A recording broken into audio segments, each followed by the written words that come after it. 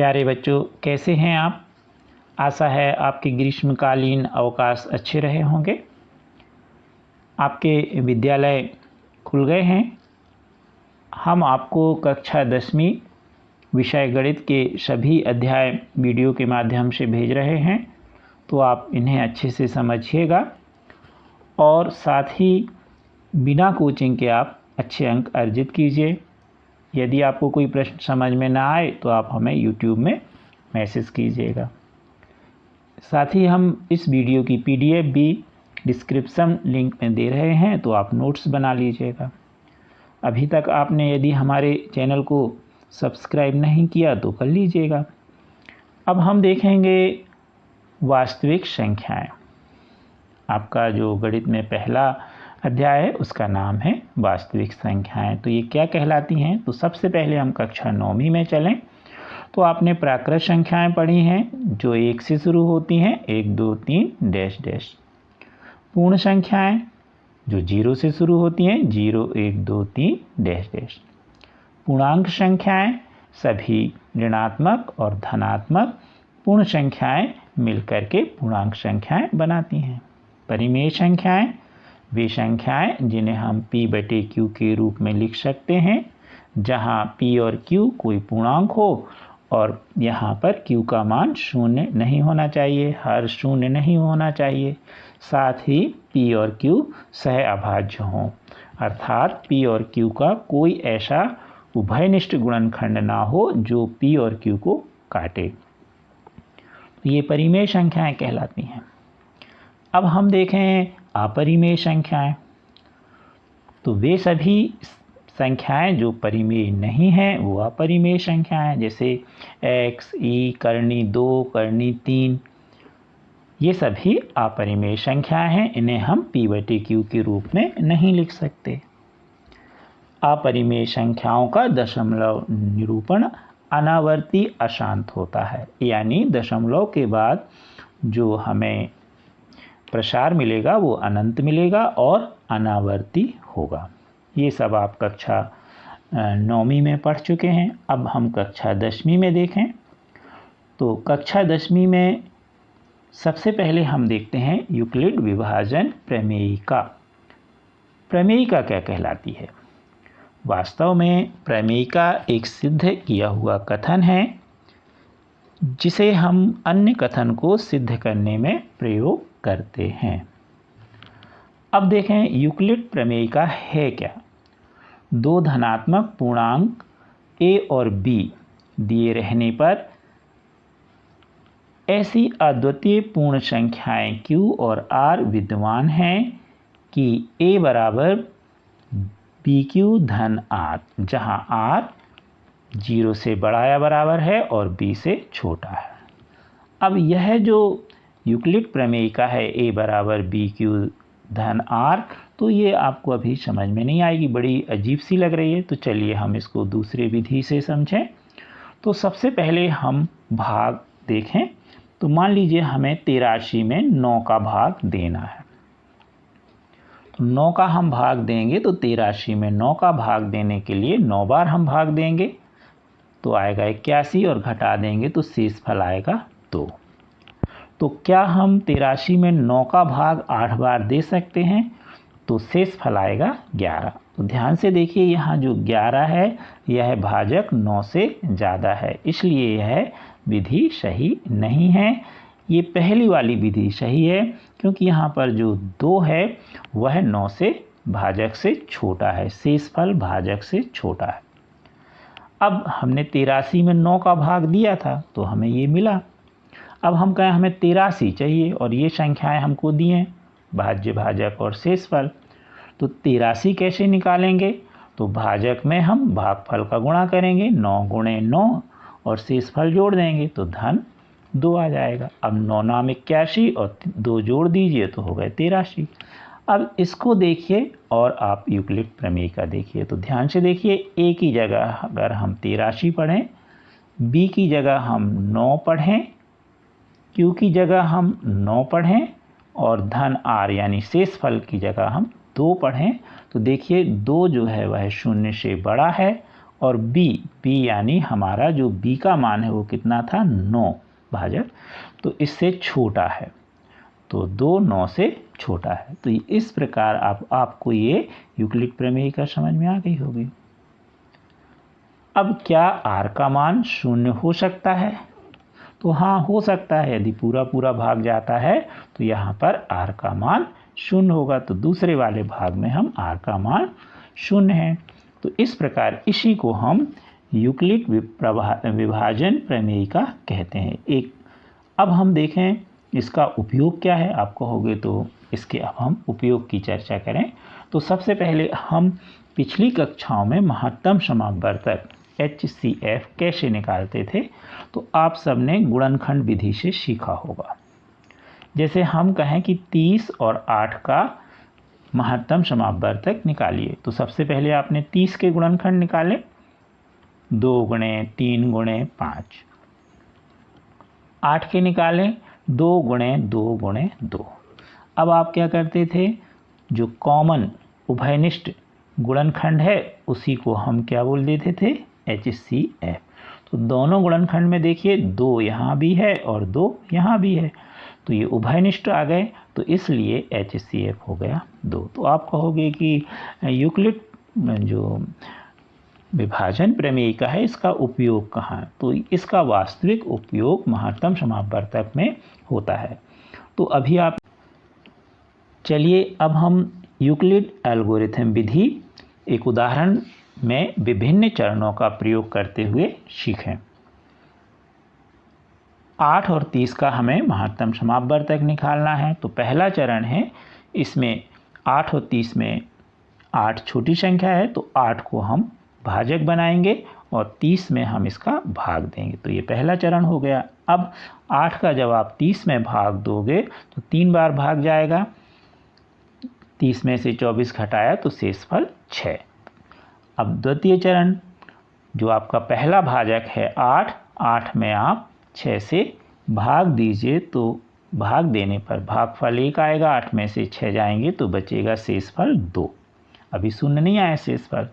अब यहाँ जो दूसरा भाजक 6 है, 6 में हम 2 से भाग देंगे तो 3 बार जाएगा और 6 आएगा, 6 में से 6 घटा दीजिए तो शेषफल आपका 0 आया। तो यहाँ पर 3 भाजक आपने लिए, 8 6 2, तो अंतिम भाजक क्या है आपका 2। तो यहाँ पर जो HCF है वह 2 होगा। इस विधि से हम बड़ी से बड़ी संख्याओं का आसानी से महत्तम समापवर्तक निकालते हैं, इसलिए इस विधि का बहुत प्रयोग होता है महत्तम समापवर्तक ज्ञात करने में। तो अब आपको महत्व समझ में आ गया। अब देखें प्रश्नावली 1.1 निम्नलिखित संख्याओं का HCF ज्ञात करने के लिए यूक्लिड विभाजन एल्गोरिथम का प्रयोग कीजिए। पहला है 135 और 225। पहला चरण अपन ने देखा कि 135 और 125 में कौन छोटा है, 135। तो 135 में हम 135 का हम 225 में भाग देंगे, एक बार जाएगा, 225 में से 135 घटा दीजिए, शेषफल 90। अब 135 में हम 90 का भाग करेंगे, एक बार जाएगा, शेषफल आएगा 45। अब 90 में हम 45 का भाग देंगे, 2 बार जाएगा, शेषफल आया 0। तो यहाँ पर अंतिम भाजक क्या है, 45। इसलिए जो HCF है 135 और 225 का, तो कितना आएगा 45। अगला प्रश्न है 196 और 38,220 का HCF ज्ञात कीजिए।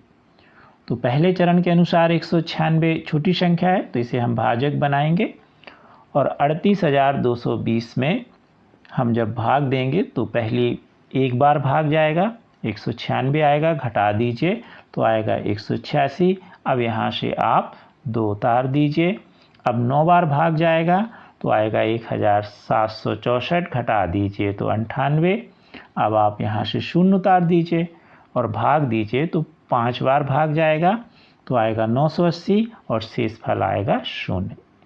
तो यहाँ पर आप देख रहे हैं भागफल 195 आया और शेषफल 0। पहली बार में ही शेषफल 0 आ गया है, तो इसलिए यही जो पहला भाजक 196 है यह HCF होगा 196 और 38,220 का। अब तीसरा प्रश्न आप देखिए, तो इसमें आपको 255 और 867 का HCF निकालना है। 255 छोटी है तो इसे हम भाजक मान लेंगे और 867 में जब हम भाग देंगे तो 3 बार भाग जाएगा, शेष फल बचेगा 102। अब हम 255 में 102 का भाग देंगे तो 2 बार जाएगा और शेष फल बचेगा 51।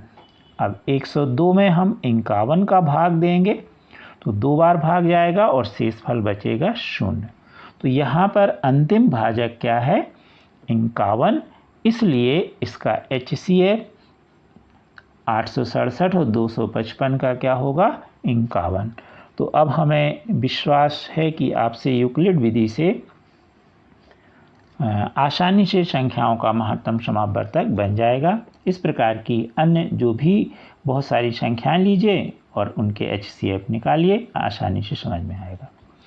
अब हम देखें प्रश्न दूसरा। दर्शाइए कि कोई धनात्मक विषम पूर्णांक 6q-1 या 6q-3 या 6q-5 के रूप का होता है। तो सबसे पहले हम मान लें कि a बराबर 6q-1 या 6q-3 या 6q-5 है, जहां a कोई धनात्मक पूर्णांक विषम पूर्णांक है। अब हम यहाँ यूक्लिड एल्गोरिथम से देखें तो यहाँ पर b का मान कितना आएगा? 6। देखिए सब जगह 6 6 है, ध्यान से देख लीजिए। तो इसमें b का मान आया 6। अब 6 को हम क्या करेंगे? a में भाग देंगे। अब जब हम 6 को a में भाग देंगे तो शेष फल आपको मिलेगा, कोई भी विषम पूर्णांक लोगे तो आपको मिलेगा 0 या 1 या 2 या 3 या 4 या 5। तो ये सभी क्या हैं? 6 से छोटे, बड़े ना लेना, ये हम पहले आपको बता चुके हैं। तो यहाँ पर r का मान 0 से बड़ा या बराबर और b से छोटा है। तो अब हमें शेषफल 0 1 2 3 4 5 मिला, तो हम a को लिख सकते हैं a बराबर 6q-0 या a बराबर 6q-1, a बराबर 6q-2, यहाँ से ले रहे हैं हम शेषफल का मान। a बराबर 6q-3, a बराबर 6q-4, a बराबर 6q-5, ये आएंगे। अब हमें विषम देखना है, तो ध्यान से देखिए, यहाँ पर जो आपका a बराबर 6q-0 है ये सम आएगा, क्योंकि यहाँ शेषफल आपका 0 है। तो इस स्थिति में जब आप करेंगे तो आपको सम मिलेगा। यहाँ पर भी सम मिलेगा, क्योंकि यहाँ जब शेषफल 2 आएगा और आप करेंगे तो ये भी सम आपको मिलेगा। यहाँ पर 4, ये भी सम मिलेगा। तो अब आपके पास क्या बचा? a बराबर 6q-1, a बराबर 6q-3, a बराबर 6q-5। तो यहाँ पर हम ये 3 सम वाले छोड़ दें तो ये 3 आपको स्थितियाँ प्राप्त होती हैं विषम वाली। तो यूक्लिड विभाजन विधि से हम कह सकते हैं 6q-1 या 6q-3 या 6q-5 यह किसके लिए होंगे? ये कोई भी धनात्मक विषम पूर्णांक के लिए होंगे। अगला प्रश्न 3 है।